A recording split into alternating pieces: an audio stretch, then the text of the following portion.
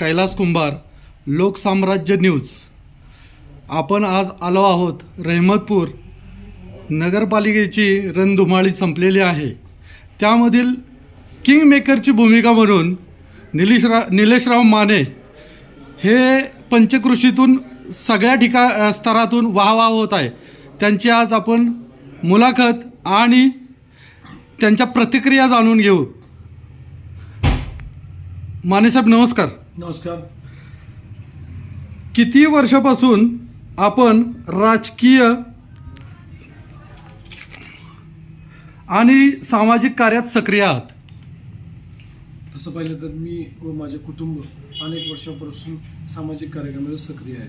म्हणजे 1991 पासून किंवा 1985 पासूनच माझे वडील समाजकार्यामध्ये कार्यरत आहेत.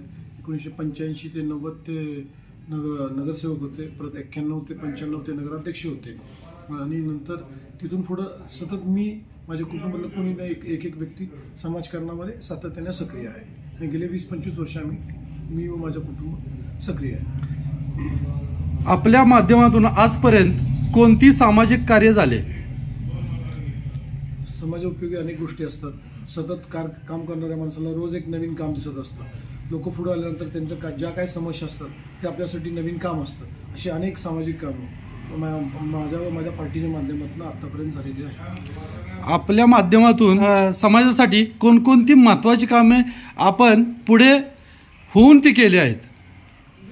समाज म्हणून असं काही नाही, पण आम्ही सगळे रहमतपूरवासीय म्हणून विविध विकास कामे आम्ही हाती घेतलेली आहेत आणि त्यातली बऱ्यापैकी कामं मार्गी लागलेली आहेत. अनेक कामं प्रस्तावित आहेत, काही कामं स्ट्रक्चर पाईपलाईनमध्ये आहेत. समाजाला आपण नगरपालिकेच्या माध्यमातून कोणती आश्वासनं दिली आहेत? येणाऱ्या काळामध्ये आम्हाला जर संधी मिळालेली आहे तर त्या संधीचं सोनं करण्याच्या दृष्टीने आम्ही रहमतपूर शहरातल्या नागरिकांच्या साठी विविध गोष्टी करायच्या ठरवलेल्या आहेत. आमच्या मॅनिफेस्टोमध्ये त्या सगळ्या गोष्टींचा आम्ही उल्लेख केलेला आहे.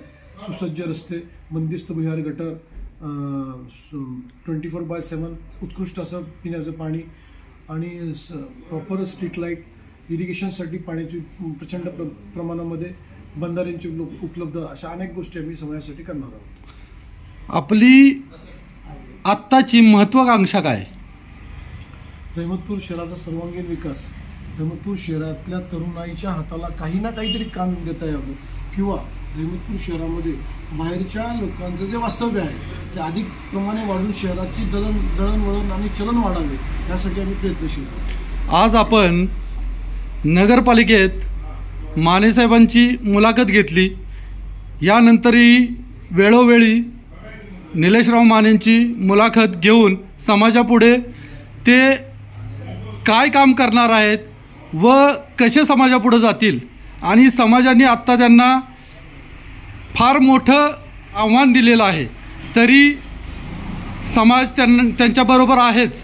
पण मानेंची महत्त्वाकांक्षा ही बळावलेली आहे व तसेच समाजाशी त्यांची नाळ आहे आणि ते इथून पुढं समाजाच्या निगडीत सर्व कामं करतील अशी आशा ठेवून पुढच्या वेळेला निलेश मानेंची सक्रिय भूमिका समाजापुढे मांडू. मी कैलास कुंभार, लोकसाम्राज्य न्यूज, सातारा.